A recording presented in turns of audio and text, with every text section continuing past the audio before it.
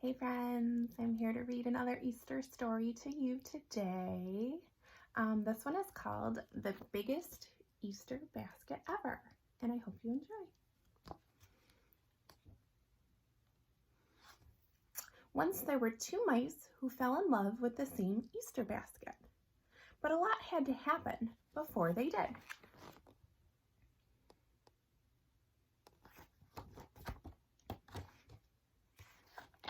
The week before Easter, moms and dads in Mouseville were spring cleaning and baking cookies when the mayor made his announcement. We will have a gala Easter celebration on the village green. We will have an egg rolling contest and an Easter egg hunt. Everyone cheered, yippee! And whoever brings the biggest Easter basket will win a prize, the mayor added.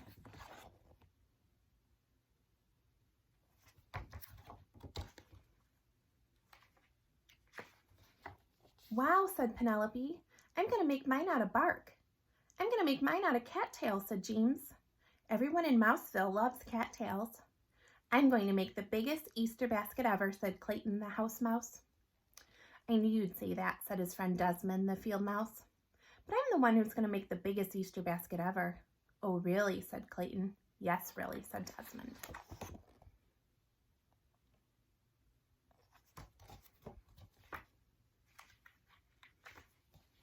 That night, Penelope and James did some serious thinking.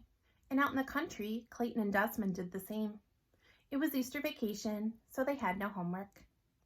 The next morning, Clayton raced to the basement.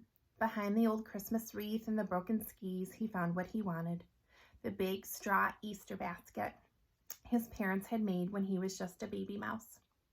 He pulled the basket free, pushed it up the stairs, and placed it right in the middle of the living room.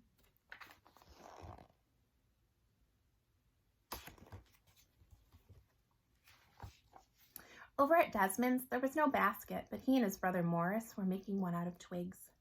By the end of the day, their big Easter basket sat in the middle of their living room. That's the biggest Easter basket I ever saw, said Desmond. Sure looks like it to me, said Morris.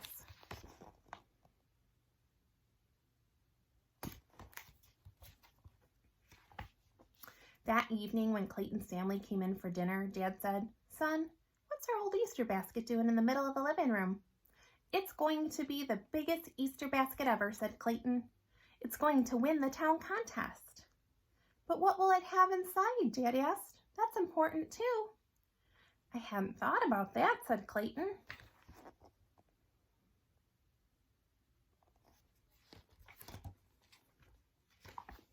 The same thing was happening at Desmond's house.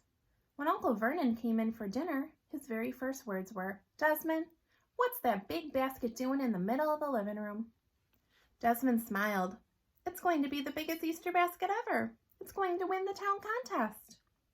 But what will it have inside? Asked Vernon. That's important too. I hadn't thought about that, said Desmond. Uh-oh, looks like they both have the same problem. Over at Clayton's house, Dad took Clayton aside.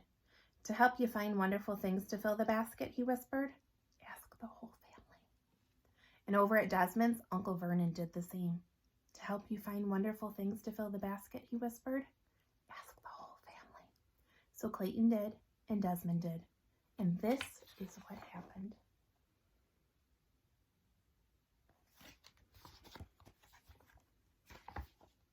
At Clayton's house, Mom contributed a fuzzy stuffed Easter bunny. Dad added a big bag of jelly beans and piles of plastic grass. Brother Andy and Sister Trudy appeared with a chocolate bunny, chocolate foil eggs, and a little stuffed duck that made a loud quacking noise. Carefully, Clayton arranged everything in his basket.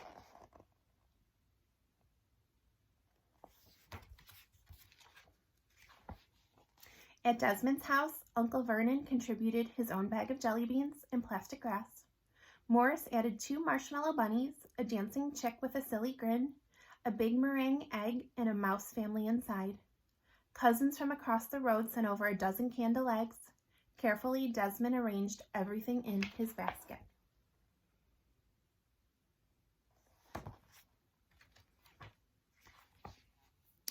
The next morning, Clayton rushed into town to check out the competition. Both Penelope and James had made baskets the same size as his. Clayton knew he would have to make something bigger and better. That afternoon, Desmond realized the same thing.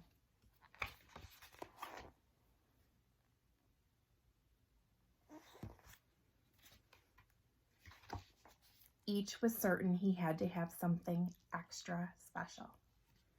Colored eggs, declared Clayton. Colored eggs, declared Desmond. They both ran off to the market to buy the eggs and the food coloring.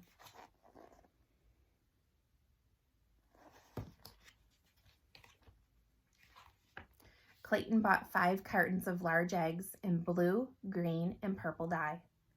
Desmond bought 5 cartons of large eggs in red, orange, and pink dye.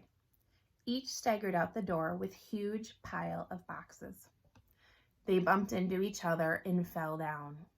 Broken eggs landed everywhere.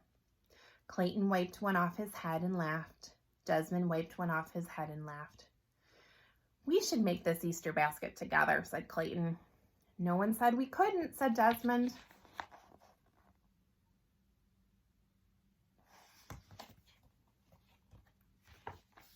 The next day, they asked their families to be partners. Soon everyone was gathering more Easter treats. Clayton organized the sorting and the egg coloring. Desmond and Morris made a twig basket, twice the size of their original basket.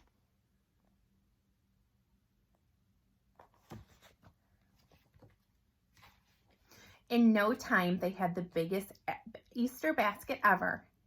And on Easter morning, with the egg rolling contest already underway, they carried it to the town square.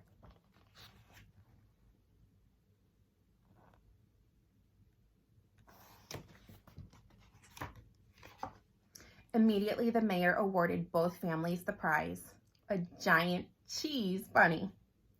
Everyone danced around, munching and high-fiving. Then they shared the basket with the whole town. "We did it," said Clayton and Desmond, handing out chocolate foil eggs, all of us together. I hope you enjoyed our Easter story today. And I'll have more for you this week as we get ready for Easter next weekend. Okay? Enjoy, and I'll see you soon. Bye.